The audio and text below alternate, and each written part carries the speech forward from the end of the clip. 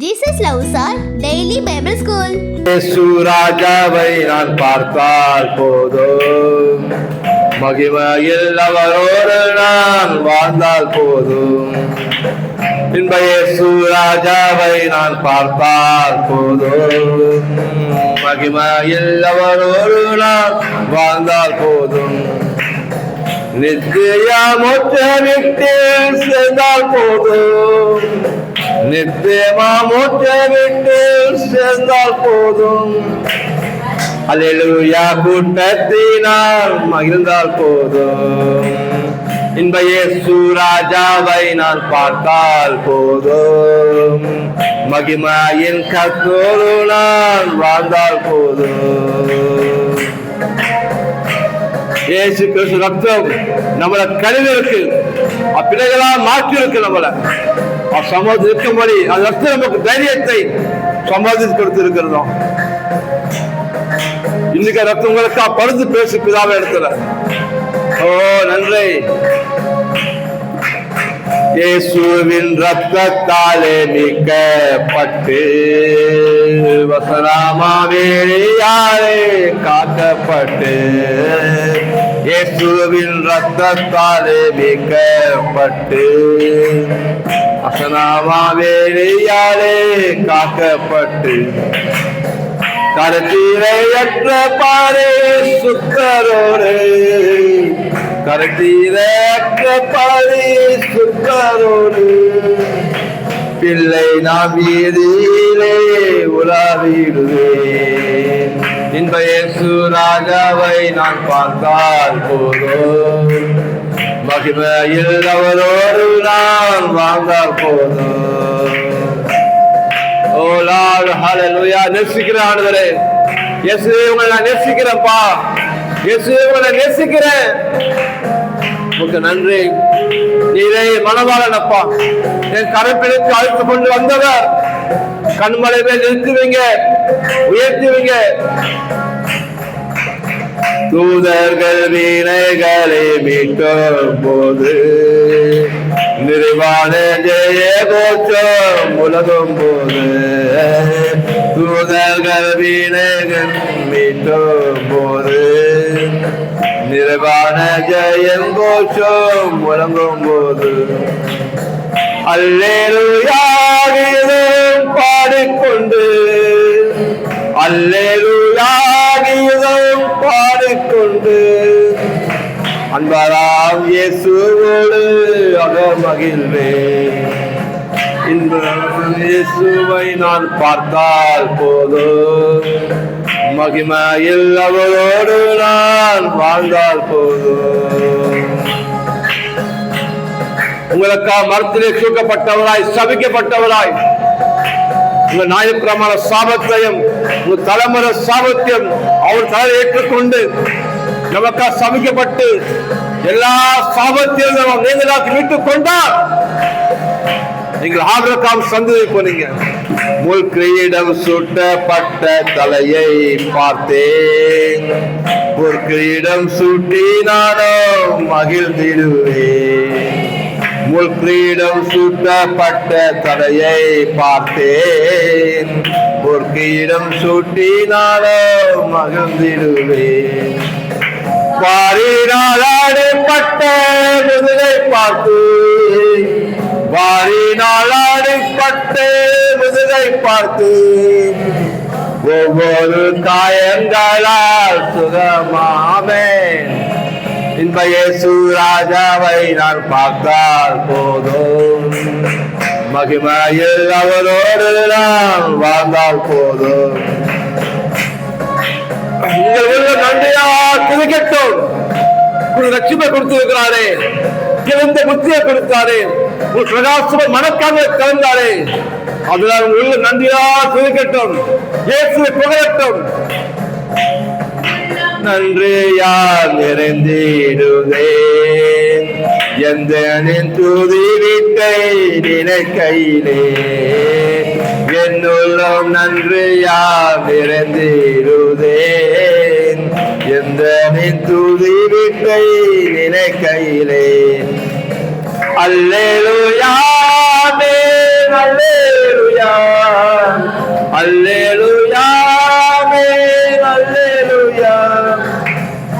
வர்ணிக்க எந்த நாவு போதாதையா.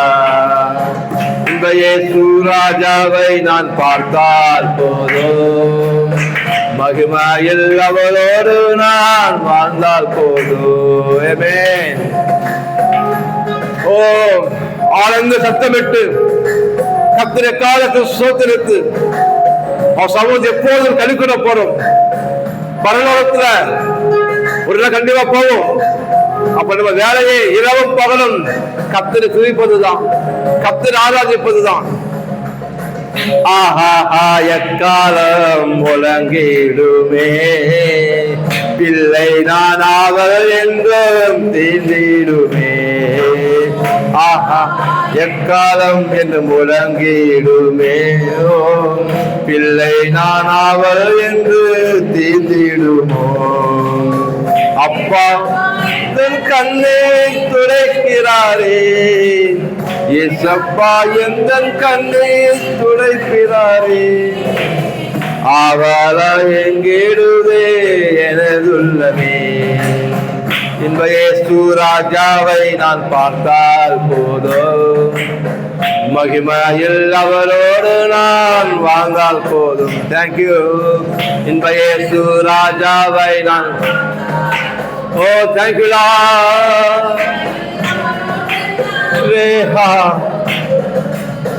நித்தியா முற்று விட்டு சேர்ந்தால் போதும், நித்தியா முற்று விட்டு சேர்ந்தால் போதும்.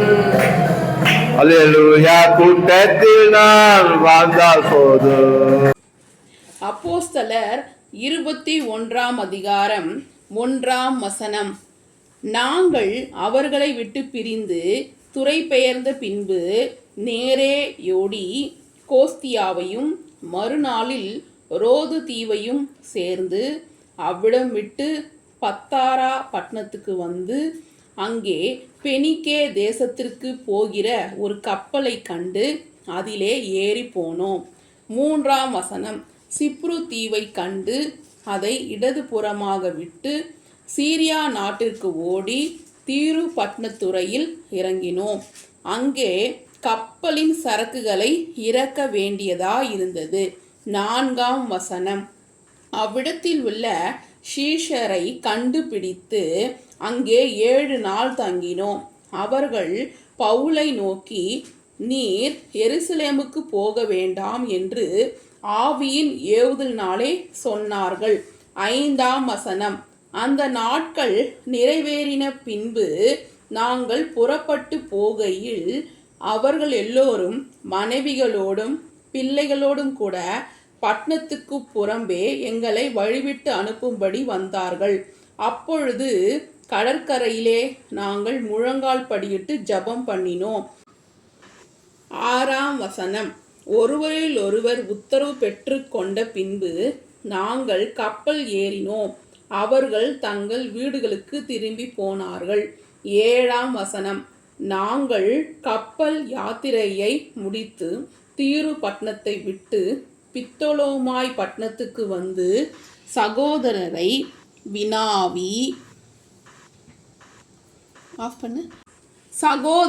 வினாவி அவர்களிடத்தில் 1 நாள் தங்கினோம். 8 மறுநாளிலே பவுலை சேர்ந்தவர்களாகிய நாங்கள் புறப்பட்டு செசரியா பட்டணத்துக்கு வந்து 7 பேரில் ஒருவனாகிய பிலிப்பு என்னும் சுவிசேஷகனுடைய வீட்டிலே பிரவேசித்து அவனிடத்தில் தங்கினோம். 9 தீர்க்க தரிசனம் சொல்லுகிற கன்னியாஸ்திரிகள் ஆகிய 4 குமாரத்திகள் அவனுக்கு இருந்தார்கள். 10 நாங்கள் அநேக நாள் அங்கே தங்கியிருக்கையில் அகபு என்னும் பேர் கொண்ட ஒரு தீர்க்கதரிசி யுதேயாவிலிருந்து வந்தான். 11 அவன் எங்களிடத்தில் வந்து பவுலினுடைய கச்சையை எடுத்து தன் கைகளையும் கால்களையும் கட்டிக்கொண்டு, இந்த கச்சையுடையவனை எருசலேமில் உள்ள யூதர் இவ்விதமாய் கட்டி புறஜாதியார் கைகளில் ஒப்பு கொடுப்பார்கள் என்று பரிசுத்த ஆவியானவர் சொல்லுகிறார் என்றான். 12 இவைகளை நாங்கள் கேட்டபொழுது எருசலேமுக்கு போக வேண்டாம் என்று நாங்களும் அவ்விடத்தாரும் அவனை வேண்டிக் கொண்டோம். 13ஆம் வசனம். அதற்கு பவுல், நீங்கள் அழுது என் இருதயத்தை ஏன் உடைக்கப் போக பண்ணுகிறீர்கள்? எருசலேமில் நான் கர்த்தராகிய இயேசுவின் நாமத்திற்காக கட்டப்படுவதற்கு மாத்திரமல்ல, மரிப்பதற்கும் ஆயத்தமாயிருக்கிறேன் என்றான். 14ஆம் வசனம். அவன் சம்மதியாதபடினாலே கர்த்தருடைய சித்தம் ஆக கடவது என்று அமர்ந்திருந்தோம். 15ஆம் வசனம். அந்த நாட்களுக்கு பின்பு நாங்கள் பிரயாண சாமான்களை ஆயத்தம் பண்ணி கொண்டு எருசலேமுக்கு போனோம். 16ஆம் வசனம். செசேரியா பட்டணத்தில் உள்ள சீஷரில் சிலர் எங்களுடனே கூட வந்ததுமன்றி, சிப்ரு தீவுனாகிய மினாசோன் என்னும் ஒரு பழைய சீஷனிடத்திலே நாங்கள் தங்கும்படியாக அவனையும் தங்களோடே கூட்டிக் கொண்டு வந்தார்கள். 17ஆம் வசனம். நாங்கள் எருசலேமுக்கு வந்தபொழுது சகோதரர் எங்களை சந்தோஷமாய் ஏற்றுக்கொண்டார்கள். 18ஆம் வசனம். மறுநாளிலே பவுல் எங்களை கூட்டிக் கொண்டு யாக்கோபிடத்துக்கு போனான். 30 எல்லோரும் அங்கே கூடி வந்தார்கள். 19ஆம் வசனம். அவர்களை அவன் வினாவி, தன் ஊழியத்தினாலே தேவன் புறஜாதிகளிடத்தில் செய்தவைகளை ஒவ்வொன்றாய் விவரித்து சொன்னான். 20ஆம் வசனம். அதை அவர்கள் கேட்டு கர்த்தரை மகிமைப்படுத்தினார்கள். பின்பு அவர்கள் அவனை நோக்கி, சகோதரனே, யூதர்களுக்குள் அநேகமாயிரம் பேர் விசுவாசிகளாயிருக்கிறதை பார்க்கிறீரே. அவர்கள் எல்லோரும் நியாயப்பிரமாணத்துக்காக வைராகியம் உள்ளவர்களாயிருக்கிறார்கள். 21ஆம் வசனம். புறஜாதிகளிடத்தில் இருக்கிற யூதர் எல்லோரும் தங்கள் பிள்ளைகளுக்கு விருத்தாசேனம் பண்ணவும் முறைமைகளின்படி நடக்கவும் வேண்டியதில்லை என்று நீர் சொல்லி, இவ்விதமாய் அவர்கள் மோசேயை விட்டு பிரிந்து போகும்படி போதிக்கிறார் என்று இவர்கள் உம்மை குறித்து கேள்விப்பட்டிருக்கிறார்கள். 22ஆம் வசனம். இப்பொழுதும் செய்ய வேண்டியது என்ன? நீர் வந்திருக்கிறீர் என்று இவர்கள் கேள்விப்பட்டு நிச்சயமாய் கூட்டங்கூடுவார்கள். 23ஆம் வசனம். ஆகையால் நாங்கள் உமக்கு சொல்லுகிறபடி நீர் செய்ய வேண்டும். அது என்னவென்றால், பிரார்த்தனை பண்ணி கொண்டவர்களாகிய 4 பேர் எங்களிடத்தில் இருக்கிறார்கள். 24ஆம் வசனம். அவர்களை நீர் சேர்த்து கொண்டு அவர்களுடனே கூட சுத்திகரிப்பு செய்து கொண்டு அவர்கள் தலை சவரம் பண்ணி கொள்வதற்கு செல்லுமானதை செலவு செய்யவும், அப்படி செய்தால் உம்மை குறித்து கேள்விப்பட்ட காரியங்கள் அபத்தம் என்றும் நீரும் நியாயப்பிரமாணத்தை கைக்கொண்டு நடக்கிறவர் என்றும் எல்லோரும் அறிந்து கொள்வார்கள். 25ஆம் வசனம். விசுவாசிகளான புறஜாதியார் இப்படிப்பட்டவைகளை கைக்கொள்ளாமல் விக்கிரகங்களுக்கு படைத்ததற்கும் இரத்தத்திற்கும் மெருகுண்டு செத்ததற்கும் வேசித்தனத்திற்கும் விலகி இருக்க வேண்டுமென்று நாங்கள் தீர்மானம் பண்ணி அவர்களுக்கு எழுதி அனுப்பினோமே என்றார்கள். 26ஆம் வசனம். அப்பொழுது பவுல் அந்த மனுஷரை சேர்த்து கொண்டு மறுநாளிலே அவர்களுடனே கூட தானும் சுத்திகரிப்பு செய்து கொண்டு தேவாலயத்தில் பிரவேசித்து அவர்களில் ஒவ்வொருவனுக்காகவும் வேண்டிய பலி செலுத்தி தீருமளவும் சுத்திகரிப்பு நாட்களை நிறைவேற்றுவேன் என்று அறிவித்தான். 27ஆம் அதிகாரம். அந்த 7 நாட்களும் நிறைவேறி வருகையில் ஆசியா நாட்டிலிருந்து வந்த யூதர்கள் அவனை தேவாலயத்திலே கண்டு ஜனங்கள் எல்லோரும் எடுத்துவிட்டு அவன் மேல் கை போட்டு. 28வது வசனம். இஸ்ரவேலரே, உதவி செய்யுங்கள். நம்முடைய ஜனத்துக்கும் வேத பிரமாணத்துக்கும் இந்த ஸ்தலத்துக்கும் விரோதமாக எங்கும் எல்லோருக்கும் போதித்து வருகிறவன் இவன்தான்.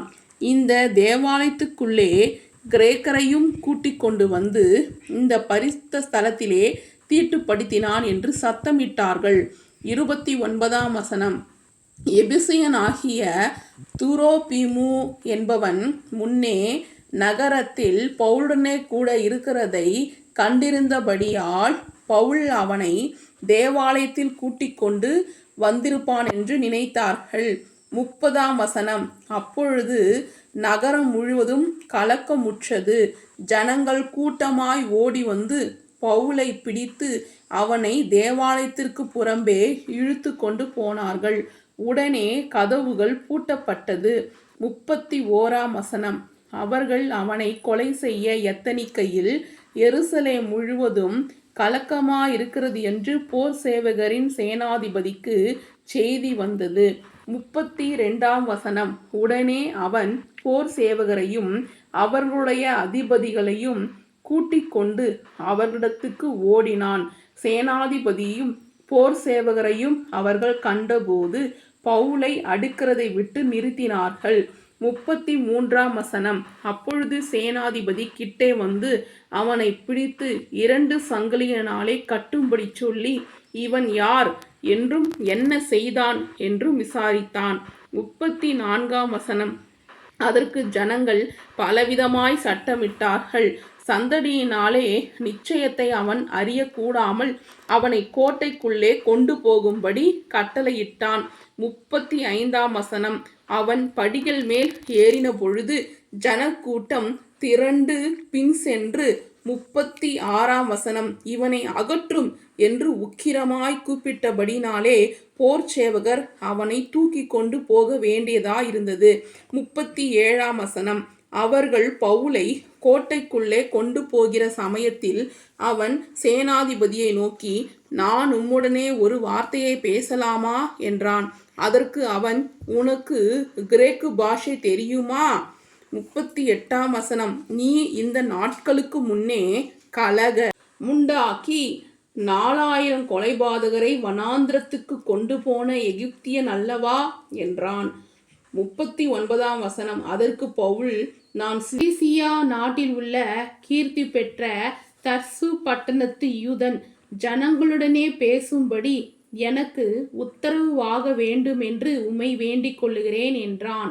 40 உத்தரவு ஆனபோது பவுல் படிகளின் மேல் நின்று ஜனங்களை பார்த்து கை அமர்த்தினான். மிகுந்த அமைதல் உண்டாயிற்று. அப்பொழுது அவன் எபிரேயு பாஷையிலே பேசத் தொடங்கினான். ஆமேன், ஹல்லேலூயா. சில்ட்ரன்ஸ், அப்போஸ்தலர் 21 முழுதும் படிச்சதை கேட்டீங்க இல்லையா? 21 9 இப்படியாக எழுதியிருக்கிறது, தீர்க்க தரிசனம் சொல்லுகிற கன்னியா ஸ்திரீகளாகிய 4 குமாரத்திகள் அவனுக்கு இருந்தார்கள். யாருக்கு 4 குமாரத்திகள் கன்னியாஸ்திரியாக இருந்தாங்க? பிலிப்பு, ஏசப்பாவுடைய கூடவே இருந்த சீஷர்களில் ஒருவரான பிலிப்பு சீஷருக்கு 4 பிள்ளைகள். அந்த 4 பெண் பிள்ளைகளும் தீர்க்க தரிசனம் சொல்லுகிற பிள்ளைகளாக இருந்தார்கள் அப்படின்னு எழுதியிருக்கு. அப்போ நம்ம கூட தீர்க்க தரிசனம் சொல்ல முடியுமா அப்படின்னா, நிச்சயம் கர்த்தர் உங்களுக்கும் அந்த தீர்க்க தரிசன அபிஷேகத்தை, தீர்க்க தரிசனம் சொல்லுகிற அபிஷேகத்தை நிச்சயமாக தருவார். பாருங்க, அந்த 4 குமாரத்திகளும் 4 பிள்ளைங்க இருக்கிறாங்க வீட்டில். 4 பிள்ளைகளுமே என்ன பண்ணுறாங்க? மாற்றி மாற்றி தீர்க்க தரிசனம் சொல்லுவாங்க. இப்போ பெரிய பொண்ணு ஏதாவது ஒரு காரியம்னா உடனே 2வது பொண்ணு என்ன பண்ணுவா? தீர்க்க தரிசனம் சொல்லுவா. 2வது பொண்ணு ஏதாவது ஒரு காரியம்னா 3வது பொண்ணு தீர்க்க தரிசனம் சொல்லுவா.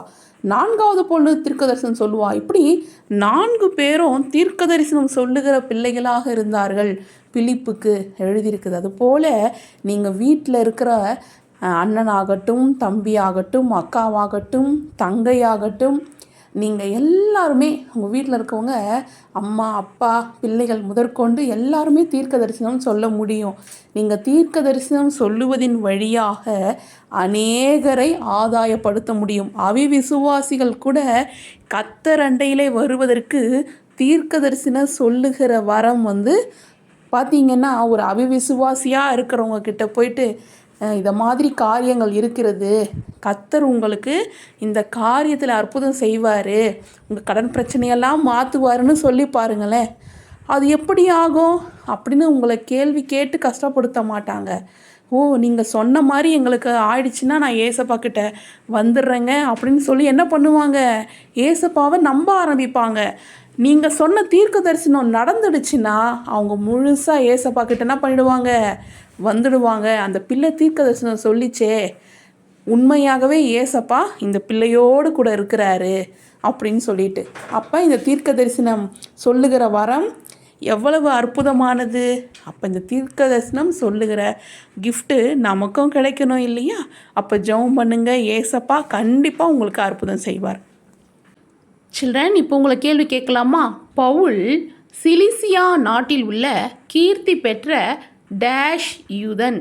ஆ சீரேனே பட்டணம், ஆ தர்சு பட்டணம், இ அந்தியோகியா பட்டணம். சரியான விடையை எழுதி ஆன்ட்டிக்கு அனுப்புங்க. கர்த்தர் உங்களை அளவில்லாமல் நிறைவாக மேன்மேலும் ஆசீர்வதிப்பார்.